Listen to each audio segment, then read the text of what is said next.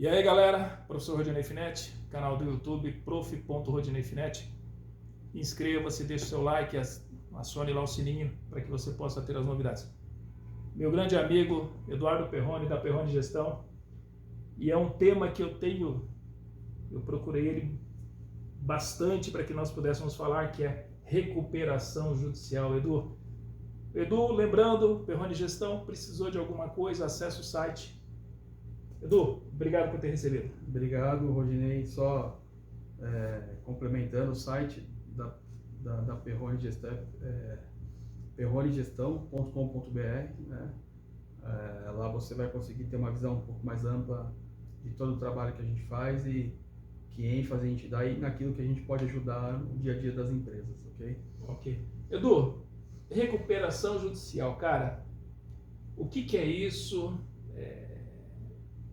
Dá uma explanada geral para a gente possa ter uma ideia, principalmente nesse momento tão delicado que a gente está vivendo hoje. Acho que é um tema sempre bastante rico, né? E que gera muita dúvida ainda nas pessoas, nas empresas, né? Eu falo para você que eu tive, acho que uma oportunidade muito bacana, que eu entrei no segmento de consultoria justamente em 2005, ou meados de 2005, e a lei que sucedeu a lei das falências, que é a lei da recuperação judicial, ela então não existe mais lei de falência, é isso? Não, a lei da falência ela foi sucedida pela lei da recuperação judicial, né? E o bacana é que falência e concordata, né? Okay. A lei das falências e concordatas ela foi sucedida pela lei da recuperação judicial, e essa sucessão aconteceu justamente em dezembro de 2005. Foi justamente o ano que eu acabei iniciando essa minha empreitada em consultoria de estruturação e reestruturação. Então, eu digo que eu tive a oportunidade de viver o nascimento da recuperação judicial, né? Uhum. E tenho hoje, graças a Deus, ainda a oportunidade de viver isso e de enxergar todas as mudanças que aconteceram no meio do caminho, tá? Acho que é muito importante ressaltar o seguinte, o objetivo desse bate-papo, talvez, esteja muito mais vinculado ao dia a dia da recuperação judicial, sim, né? Sim, olhando sim. sempre da visão gestor recuperação, né? Sem nenhum intuito de entrar na questão jurídica, né? Então não é esse o fato, então né? acho que esse é um ponto bastante importante, porque isso, na verdade, o que acho que dá para a gente trazer um pouco é que como a empresa, como o gestor, como o empreendedor enxerga ou consegue enxergar a recuperação judicial hoje, né? Quando de fato faz sentido ela entrar e quando não faz sentido. É uma ferramenta importante, mas é fundamental ressaltar que ela serve para algumas empresas, para alguns casos, e não é um remédio que serve para tudo, que todo mundo vai ter êxito partindo sobre ele, né? Então vamos para as pedradas, meu amigo. Vamos lá. Por que pedir uma recuperação judicial? Em que casos específicos eu posso pedir uma recuperação e o que me leva a pedir uma recuperação judicial?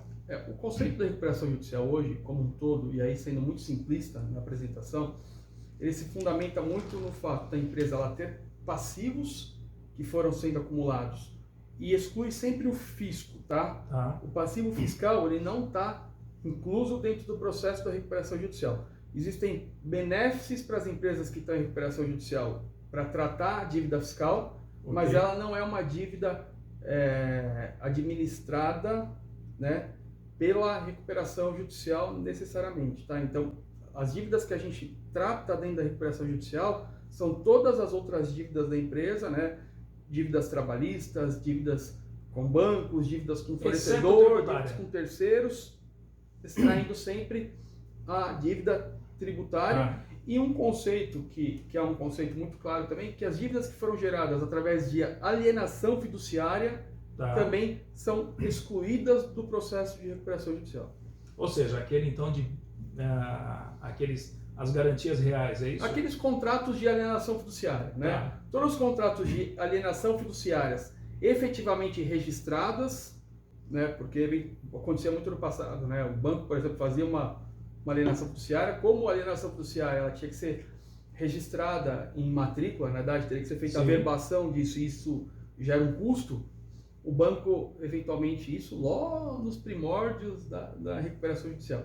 o banco não registrava a alienação fiduciária, e a alienação fiduciária sem registro, ela não é considerada como alienação fiduciária, e aí se tornava uma dívida da recuperação judicial. Hoje, há muito, não se enxerga mais casos como esses, né? Pedir a recuperação judicial. Qual o procedimento da empresa estando em RJ? Claro que, bem superficialmente. Primeiro, assim, só complementando o quesito anterior, fato importante do processo a recuperação judicial ela vem para tratar toda a dívida da empresa, né? Que a gente estava falando desse montante de dívida da empresa, excluindo a parte tributária, no qual a empresa não consegue hoje, eventualmente, pagar, né, com o seu resultado dentro do período no qual o credor vai propiciar, vai permitir, né? Então, a realidade é o seguinte, primeiro, a gente sempre parte do pressuposto, e aí é técnico, é finanças, é financeiro, né, é contábil, de que uma empresa ela só paga passivo gerando lucro. Tá. Se ela não gera lucro, ela não pode pagar passivo. Então, a gente entra sempre naquela condicionante, claro, que aqui de forma muito subjetiva, é claro, né, de que, se eu tenho 50 mil de lucro, eventualmente eu não posso oferecer mais do que isso para pagar, né? Okay. É claro que, de novo, tem o crescimento da empresa, né? Tem as contenções fiscais que você precisa manter, enfim, mas, de novo, por isso que eu falo que é um argumento simplista, né? Então, na prática, se eu tenho 50 de lucro, eu posso pagar 50 de dívida. A realidade é que, muitas vezes, as empresas criam bolos de dívida que se tornam muito representativos e que, se for diluir isso numa condição normal da operação, ela não teria frente para pagar. E aí, existe uma outra vertente que enquanto você usa, eventualmente, esse resultado só para pagar isso, você não deixa com que a operação cresça. Tá. E se ela não cresce em resultado e, naturalmente, aquilo começa a se tornar impagável, né? Uhum. Então, uma das vertentes que a recuperação judicial, na verdade, defende é justamente o quê? É adequar o resultado da empresa, né, a um revestimento dentro da operação para que ela consiga crescer, cada vez majorar mais a operação e, naturalmente, gerar mais resultado para conseguir fazer frente aos passivos que foram criados no meio do caminho. E aí, naturalmente, nem entrando também na questão do que gerou esses passivos, que eu acho que isso talvez seja uma outra conversa, né? O que gera os passivos da empresa é a má gestão, é a falta de visão de mercado, é a falta de objetivo bem pré-composto na hora de se avaliar o negócio ou não, é a questão das empresas, é a questão sucessória nas empresas, né? Do vô que vai para o pai, que vai para o neto, e aí o mercado muda, a estrutura muda, a gestão muda, enfim. Isso são frentes de criação, geralmente, de dívidas de difícil pagamento. Pedir RJ, concedida RJ. Na verdade, eu tenho um fôlego que eu tenho para a minha reestruturação financeira de pagamento. Isso. Para que eu possa, literalmente, tomar um fôlego, voltar a produzir, voltar a ter uma geração de caixa de lucro, para que eu possa começar, então, a saldar passivos anteriores. É isso? Isso é importante colocar, tá? Por quê? O que se vê muito no mercado hoje, até menos, né? Mas, de novo, olhando a recuperação judicial, a partir de 2006, vamos colocar assim, uma lei de dezembro de 2005, coloca a recuperação judicial a partir de janeiro de 2006 e em dezembro de 2020. A realidade é que o índice de empresas que não saíam da recuperação judicial, eu não vou entrar de novo na questão estatística, nem tenho ela aqui tão bem consolidada para passar, mas a realidade é que as empresas entravam em recuperação judicial sem observar um ponto que eu digo que é um dos mais importantes. Muitas empresas entravam em recuperação judicial com uma operação muito doente, né? E a operação doente, ela nos diz o quê? Né? Primeiro, não adianta eu querer conter o passivo se a minha operação ela continuar gerando prejuízo. Tá. Né? Então, acho que uma das frentes mais importantes a se olhar no processo de recuperação judicial é o seguinte, se eu não tivesse esse passivo hoje, se eu não tivesse que tirar parte do meu resultado para pagar o passivo, se eu conseguisse deixar esse resultado lá, eu conseguiria majorar minha operação a ponto de, num tempo maior que está tudo, né? Por quê? Quando eu entro em recuperação judicial, não conseguindo equacionar a minha operação básica, que é vender é vender, né? Você vende, entrega, paga as despesas todas lá, paga o fisco, paga tudo bonitinho e gera resultado. Não adianta muitas vezes eu entrar em recuperação judicial. Tá. Por quê? Porque no primeiro momento eu tenho um alívio, porque os credores param de me cobrar, os credores param de me pressionar, só que amanhã de novo eu começo a gerar dívida. Você, na verdade, você só barrigou o problema, né? E que na prática se você não se readequar. eu começo a gerar uma dívida, outra dívida, além daquela que está estancada na recuperação judicial. E aí é que a gente fala o seguinte, não dá para eu entrar em recuperação judicial, e tem vários outros quesitos que direcionam se a recuperação judicial é ou não o melhor caminho, a gente pode falar sobre alguns deles aqui na conversa, mas assim, o primeiro deles é saber o seguinte, ó, hoje, se eu não tivesse o passivo, minha operação fica de pé. Se eu estivesse nascendo hoje, esquece o passado, vai. Mas eu tenho o presente todo aqui na mão, eu tenho os ativos, eu tenho o meu know-how, eu tenho tudo isso. Eu consigo hoje gerar resultado na minha operação? Se eu gero resultado, legal, a recuperação judicial pode me trazer sucesso. Se eu não gero resultado, o que eu tenho que fazer para gerar resultado? A recuperação judicial, a dívida ou o pagamento do passivo é um dos pontos, na verdade, hoje que me impede de gerar resultado? Se eventualmente a recuperação judicial é algo legal, que passa a fazer sentido. Se só estancando o passivo eu não tenho força de retomada, não é o caminho da recuperação judicial que vai te trazer isso. Pelo contrário, vai te trazer mais complicações. Mais problemas. Bom, nessa linha de raciocínio que você está me falando, na verdade, eu estanco as cobranças anteriores, eu tenho que me reestruturar para que eu possa, a partir daquele momento, então, começar a ser rentável. Nesse quesito de reestruturação, por exemplo, eu tenho uma parte muito sensível que são os funcionários. Estando em recuperação judicial, posso fazer ajuste de pessoal, levando às vezes até a demissão? Legal, acho que é uma pergunta muito importante, isso gera muita dúvida, na verdade, no dia a dia. Assim. A recuperação judicial, ela não te afeta no que diz respeito à contratação ou eventualmente demissão. Tá. Tem um quesito que se é colocado, é o seguinte, ó. Para você fazer com que a recuperação judicial muitas vezes faça sentido, você precisa, primeiro, deixar de pagar os passivos, que hoje são frentes que te levam caixa todo mês, e que isso poderia ser frente para você reinvestir na operação, né? Ou não deixar de pagar o fornecedor, não deixar de pagar itens que são fundamentais, né? No dia a dia, no giro. E para isso, muitas vezes, além de segurar esse passivo, você precisa reorganizar a sua operação para que ela caiba dentro daquilo que você pode gerar de receita e para que ela passe a gerar resultado. Só que um dos grandes problemas que se tem é que muitas vezes a empresa, um dos grandes custos de qualquer empresa, como a gente fala, qual que é o grande custo do Brasil hoje? A mão de obra, né? Além da ineficiência e além da corrupção, vamos colocar assim. Dentro das empresas, se você for fazer uma estrutura de custo, e aí olhando as empresas em geral, mas focando muito a questão da indústria, muitas vezes os grandes comércios, o maior custo que ela tem, o maior gasto, né? Pode ser custo ou pode ser despesa, né? É folha de pagamento. Então, muitas vezes, na hora de demitir, na hora de reduzir custo, o cara fala, poxa, mas aí, eu reduzo o custo agora, mas como que eu faço para pagar a rescisão? Porque na prática, eu estanco, mas eu tenho um passado a acertar com o funcionário. O que a recuperação judicial traz em benefício à empresa aí, e de novo, eu não estou olhando a parte nesse momento, não, e nem das pessoas em geral, a gente sabe que isso é muito complexo, né, para quem está e amanhã depois não tem um emprego ou eventualmente não tem a receita oriunda da sua rescisão no momento imediato ou 10 dias depois da sua demissão, ou até 10 dias depois da sua demissão.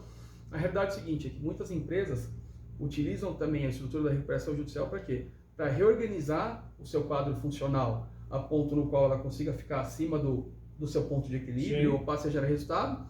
E todas as demissões que forem feitas antes do pedido da recuperação judicial, elas estão dentro dessa massa de obrigações que a empresa vai pagar mais para frente, seguindo o rito da recuperação judicial.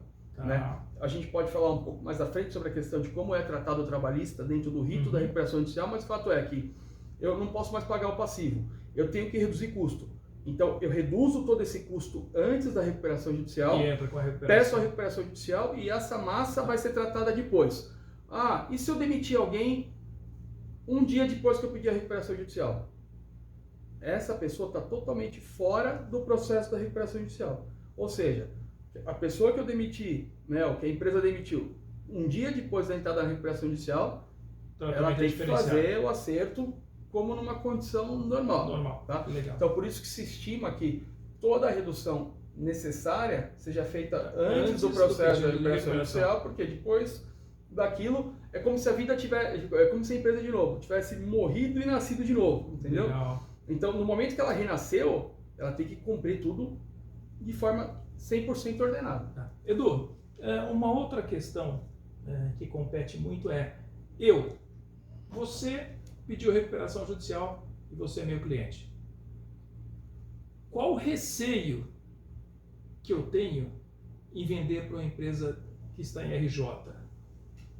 Porque é complicado, porque a partir do momento que você está em RJ, em algum lugar aparece isso. Em aparecendo, vai ficar notório que você está em RJ, em recuperação judicial. Eu serei temerário em vender com a empresa em recuperação judicial. Como que a gente deve dar uma olhada sobre isso, cara? Esse é um tema muito complexo, tá? Quando a gente entra, porque na prática ele leva um pouco a condição hoje no qual as empresas do Brasil são cobradas, né? Então tem uma questão, de novo, sem querer se envolver a parte jurídica, mas tem uma questão jurídica de como funciona a execução, até onde você consegue buscar o seu credor lá de forma estruturada, né? Então, vender hoje, dentro da condição que a gente tem no Brasil, já é um grande, né, desafio. Um grande desafio, saber se eu vendo para ele, se eu não vendo para ele, porque você não consegue só olhar o seu negócio, tem que olhar o negócio dele para saber se ele está indo bem, se ele não está, se o mercado dele é um mercado de ascensão ou se não é, né, se os concorrentes dele... Senão ele te leva junto, né? Esse é o problema. É isso, né, por isso que as empresas hoje buscam o quê? Muito pulverizar absurdamente a sua cadeia de vendas, para quê? Para você ter menos risco e ter menos trabalho e ter que ficar olhando a cadeia toda. Colocar todos os ovos numa cesta não... É claro que isso não é uma vertente no qual muitos segmentos conseguem trabalhar e, enfim. Então, a gente já tem uma dúvida muito forte na hora de dar crédito, né? Na hora de gerar crédito ao nosso cliente. A realidade é o seguinte, é que muitas vezes a empresa, antes dela ir para um processo de recuperação judicial, por exemplo, ela começa a dar um monte de sinal, né? O Daniel, que trabalha com a gente na consultoria, ele traz um ponto que eu acho que é muito importante, ele fala a todo momento, ó, o avião, antes de cair, ele, a não ser que seja algo muito, né, bateu no ar, enfim, né, não vou entrar nesse ponto, mas assim, ele, antes dele começar a chegar ao ponto lá, por exemplo, cair, ele começa a dar sinais, né? Alertas. E se você não começar a observar esses sinais, eventualmente o avião vai cair, né, e infelizmente uma catástrofe vai acontecer. A empresa é a mesma coisa, então quem já tem direcionamento com o cliente, ele já começa a perceber, o cara começa a atrasar pagamento, ele começa a ser apontado nos órgãos de crédito, né? E aí você já tem uma vertente de que ele eventualmente está passando por um momento mais complicado da existência dele. Quando ele entra em recuperação judicial, na prática segue-se uma vertente de que a recuperação judicial ela vem para tratar o passado, fazer com que o futuro da empresa seja redondo, que o passado não atrapalhe de imediato, né, como vem acontecendo no dia a dia, e que esse passado seja bem estruturado no que diz respeito à estrutura de pagamento no futuro, para que a operação hoje caminhe de forma ordenada. Então, se predispõe dentro da estrutura da recuperação judicial que não se pode ter dívida depois do processo da recuperação judicial. Dívida, não dívida, você pode comprar a prazo. Você não pode ficar devedor. Ou seja, inadimplente. Você não pode ficar inadimplente depois que você pediu a recuperação judicial. Se você ficar inadimplente dentro da recuperação judicial, a quem você deve, eventualmente pode comunicar ao juiz, e o juiz pode determinar a quebra da sua operação. Estou sendo simplista, acho que tem várias frentes que caminham sobre isso, mas é um critério. Então, na prática, se a gente for olhar, se eu sei que a recuperação judicial, para aquela empresa, ela teve o efeito que ela precisava, Se a partir daquele momento ele passa a gerar resultado, eu tenho muito mais tranquilidade em vender para ele dentro da recuperação judicial do que antes dele entrar na recuperação judicial. Porque sabe que ele não tem recuperação da recuperação. Então, na prática, se o efeito da recuperação judicial não foi benéfico, ele vai quebrar de qualquer jeito, né? Então, esse é um fato importante. Por isso é sempre fundamental, né? E aí é uma condição de mercado, em qualquer lugar do mundo, que você esteja muito próximo do seu cliente, que conheça até o passado. Que o empreendedor ele tenha tempo justamente para empreender, né? Empreender é isso também, né? Conhecer bem o seu cliente, é estar muito próximo, enxergar quais são os riscos que são oriundos a isso. Mas na prática, juridicamente, ele teria mais benefício, né? Assim, mais segurança. De novo, dentro de uma empresa já doente, né? Ele tem muito mais segurança em vender com ela dentro da recuperação judicial do que com ela fora da recuperação judicial. Na pergunta anterior, eu falei para ti o seguinte, eu posso demitir? E você me respondeu o seguinte, normalmente as empresas fazem o ajuste de pessoal antes do pedido da recuperação judicial. Seria leviano da minha parte também pensar que em termos de estocagem isso também ocorre? Ou seja, eu faço compras homéricas antes do pedido da recuperação judicial? Não é leviano, isso acontece de fato. Só que assim, a própria estrutura da recuperação judicial tenta proteger um pouco isso, né? A partir do momento que você pede recuperação judicial, isso vai para uma vara, né, para um juiz de uma vara. Hoje tem algumas varas que são especialistas em São Paulo, por exemplo. Existem varas que só tratam a recuperação judicial, né? Legal. Então, a partir do momento que você entra com esse processo, o juiz ele acaba recebendo aquele processo, ele determina ou contrata, né, ou indica um administrador judicial, que é quem vai ser os olhos dele dentro da empresa que pediu a recuperação judicial. Um auditor, vamos colocar assim, um auditor do juiz. Ele não é bem um auditor, porque na prática ele não tem o pré-requisito, por exemplo, de olhar, entrar tudo, validar, fazer conciliação, para saber, né, testar as frentes de lançamento ou de alocação. Ele não vai com esse intuito, mas ele vai com o intuito de maneira, claro, que não tão genérica, mas um pouco mais genérica, testando as frentes, né, que dizem respeito aos demonstrativos contábeis ou financeiros ou de controladoria em geral. Para quê? Para entender se a operação faz sentido, se no meio do caminho não tem nenhum tipo de fraude daquilo que está sendo mostrado. Ele tem a obrigação de visitar a empresa mensalmente, tirar foto para constatar que ela está em operação, que ela está... Então, o que acontece é o seguinte, é que quando você entra com a recuperação judicial, sempre você vai ter um administrador no meio do caminho. E, de novo, levando em consideração aquele ponto que a gente falou, de que geralmente as empresas começam a ter as deformidades antes de chegar a um ponto como esse, e são deformidades que a gente tem acesso no mercado. De novo, você vai buscar uma consulta em um órgão, né, que demonstra o crédito, enfim, ou você vai enxergar que a empresa tem protesto, que a empresa tem execuções, enfim. Isso já são, na verdade, já são formatos que são naturais para empresas que eventualmente amanhã ou depois vão buscar a recuperação judicial. Então, muitas vezes quando a empresa busca a recuperação judicial, ela já não tem mais o crédito. O crédito já não é uma constante do dia a dia dela. Então, muitas vezes ele não consegue se estocar em termos de matéria-prima e estrutura. Por quê? Porque ele já tem ele já tem deficiência no buscar, né? E aí, o que aconteceu no passado é empresas, por exemplo, que tentaram criar essa estrutura, não tinham a necessidade da recuperação judicial. O intuito foi tentar buscar um capital de giro, né, de uma forma, desonesta, e aí em seguida pede a recuperação judicial. Hoje, o administrador judicial é muito diligente para enxergar, faz sentido isso? Peraí, você não tinha problema até agora, por que você está pedindo a recuperação judicial? Justamente para tentar proteger um pouco o credor do outro lado, tá? Bom, então pera lá. O que você não pode então fazer estando em RJ? Por exemplo, existe alguma característica, estou em RJ, isso eu não posso fazer?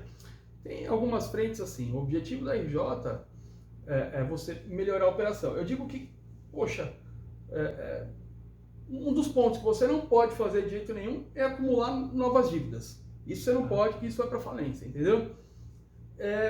Você vai ser vistoriado, né, mensalmente, e assim, acho que dentro das frentes normais, poxa, não me vem à cabeça agora, né, pontos talvez tão consistentes como essa questão da dívida, mas na prática você continua tendo uma abrangência muito grande de decisão, desde que aquelas que são mais estratégicas no que diz respeito a patrimônio seja dividido junto com o juiz e eventualmente seja dividido isso dentro de uma assembleia, uma reunião com todos os credores, para que eles também acordem em fazer aquilo. Então, essa é a Assembleia de Credores que eles sabem. Que na prática, assim, ela tem um intuito de nascer, mas estou dizendo que frentes como, por exemplo, a empresa ela tem um imóvel lá e ela entende que se ela vender aquele imóvel, o que muitas vezes já é difícil de fazer também, porque a empresa ela começa a ter restrições por conta de ações, enfim, tá? Mas a recuperação judicial é soberana sobre vários aspectos como esse, tá? Então ela fala assim, poxa, eu tenho um imóvel aqui, eu sei que se eu vender esse imóvel, eu posso inserir capital de giro na operação, que faz o parte desse imóvel eu posso já pagar um pedaço das dívidas que eu tenho, então ela pode eventualmente levar isso a um conselho de credores, né? Sempre com a presença do administrador judicial e reportado ao juiz, que também reporta ao Ministério Público, na verdade, para quê?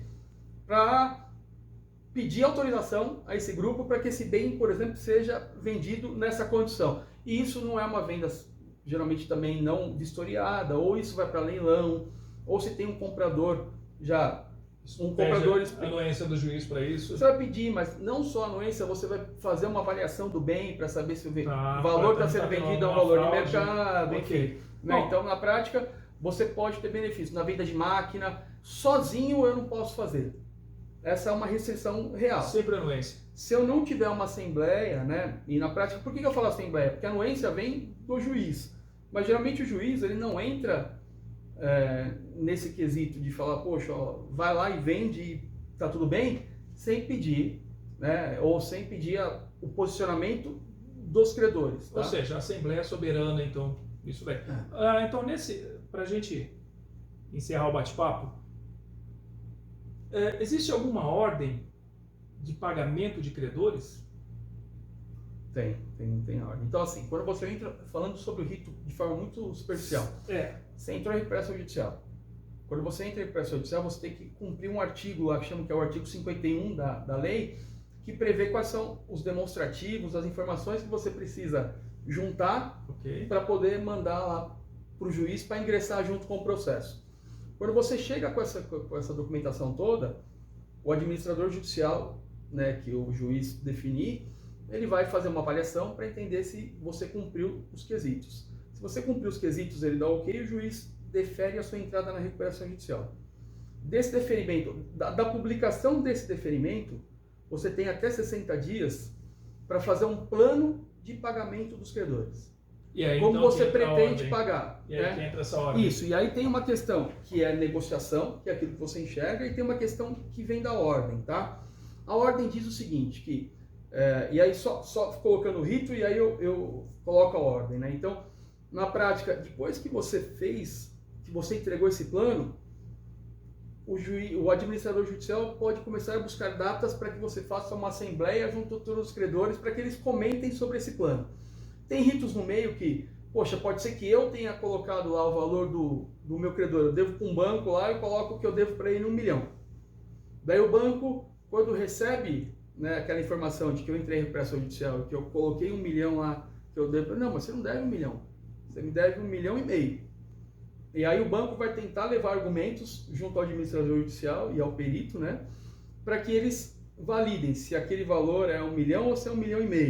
E aí você tem tempos dentro da recuperação judicial que, depois que você, desde o momento que você pediu, até a entrega do plano, até a assembleia, você vai concebendo essas discussões no meio do caminho. Chegou-se na assembleia, o processo ou a lei como um todo diz o seguinte, que a partir do momento que foi deferida a recuperação judicial, teoricamente você teria 6 meses para uma assembleia, né? Isso às vezes acontece, às vezes não acontece, depende muito da complexidade da operação, depende muito do nível de ansiedade da empresa que entrou em recuperação judicial ou dos credores, enfim, né? Vai muito, isso ainda não é algo padronizado, tá? Apesar da lei definir isso não é padronizado no dia a dia, são as jurisprudências, vamos colocar assim, né? quando você chega na Assembleia de Credores, você divide ela hoje em 4 fatias. Você tem a fatia do grupo que trata só aquilo que é trabalhista. Você tem a fatia do grupo que trata tudo aquilo que é garantia real. O que é garantia real? Não são os contratos de alienação fiduciária, né? São os contratos que não são registrados como alienação fiduciária, no qual você deu um bem em garantia, né? Mas que esses sim são sujeitos à recuperação judicial, mas não dentro de um grupo normal, né? Então, por isso que foi criado o grupo com garantias. Então, você tem o trabalhista, você tem o grupo com garantias, né? Que são o grupo com garantia real. Você tem o grupo normal, que são os quirografários. Essa né? palavra que todo mundo fala. O que é o quirografário? São os credores normais, aqueles que teoricamente não têm garantia e não tem nenhum... É o final da fila. São os credores naturais, vamos colocar naturais. assim, né? Uma concepção natural de venda hoje, você não vai, vou vender para você, mas eu quero uma garantia. Não, geralmente você vende e dá o prazo pelo histórico da empresa, enfim, né? Então, e você tem uma classe que foi criada não no nascimento da lei, mas foi criada depois nas vertentes de alteração da lei, agora, alguns anos atrás, que é a de micro e pequena empresa. Então você separa, porque muitas vezes esse cara... Depende dessa venda, né? Não, e não só, né? Se você for olhar o seguinte, ó, a recuperação judicial ela tem que ter um aceite pela maior parte, na verdade, né? E muitas vezes, dentro de uma assembleia de credores, por exemplo, que acontece, você tem uma votação, só que você não vota pelo valor total. Primeiro você vota pelas pessoas que estão presentes. O que eu quero dizer para você é o seguinte, você tem a primeira marcação da assembleia. Na primeira marcação da assembleia, você tem que ter quórum para isso. O que significa ter quórum? Significa que dentro das 4 classes, você tem que ter mais que 50% dos presentes. Tá? No trabalhista, em pessoas, e nos outros, né, em valor. A realidade é que, na primeira assembleia, se não tiver quórum, você não realiza a votação naquele dia. Você vai e marca uma nova assembleia. Geralmente uma semana depois, 10 dias depois. Na nova assembleia, tendo quórum ou não tendo quórum, você vai votar o plano que foi apresentado, o plano de recuperação judicial que foi apresentado. Para você aprovar a recuperação judicial, você tem que ter 50% mais 1 em todas as classes. Tá. Né? Então, poxa, e se eu não tive 50% mais 1 na classe de garantia real? Aí tem formatos ou substratos, na verdade, da lei que eventualmente te permitem, mas que são muito mais difíceis, tá? Acho que não cabe a gente entrar agora nesse ponto, porque é um assunto que vai gerar, talvez, vai levar mais tempo para a gente discutir. Mas na prática, se eu não tiver 50% mais 1 em todas as classes, eu não tenho aprovação da recuperação judicial. Tá, nessas e 4 eventualmente classes que você citou. Nessas 4 classes são as classes da recuperação judicial. E se eu não tiver aprovação, eventualmente eu posso ir à falência. O juiz pode determinar minha quebra. Né? É claro que as coisas não acontecem de forma tão simples. Você tenta refazer o plano, você pede suspensão da assembleia naquele momento, refaz o plano, tenta adequar melhor a expectativa dos credores, justamente buscando não a quebra da operação. Se quebrar, não adianta nada, né? Mas a realidade é o seguinte, na minha concepção, foi muito criada a questão da ME pequena empresa, porque quando ele estava junto no quirografário lá, por ele ter o peso do voto vinculado ao valor da dívida dele, ele tinha um peso muito baixo, muitas vezes, na decisão, né? E quando você cria uma classe desse... que às vezes mais depende... É isso. E quando você cria uma classe dessa, você dá mais Sim. peso à voz dele, entendeu? Acho que, na verdade, o grande objetivo da mudança da lei tenha sido esse.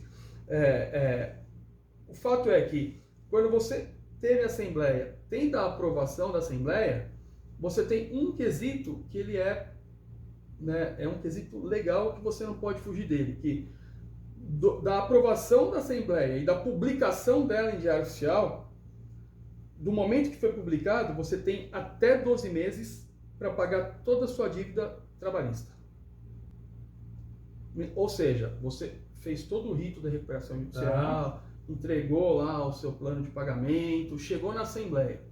Chegou na Assembleia, você teve sucesso na aprovação do plano, o administrador judicial, no dia lá, fez a apuração dos votos, você conseguiu ter ganho em todas as classes da recuperação judicial, isso vai a crivo do juiz, o juiz naturalmente ele olha aquilo, mas se teve já aprovação do AJ, né, da atividade judicial, a tendência é que ele assine e dê o ok nisso. Ok.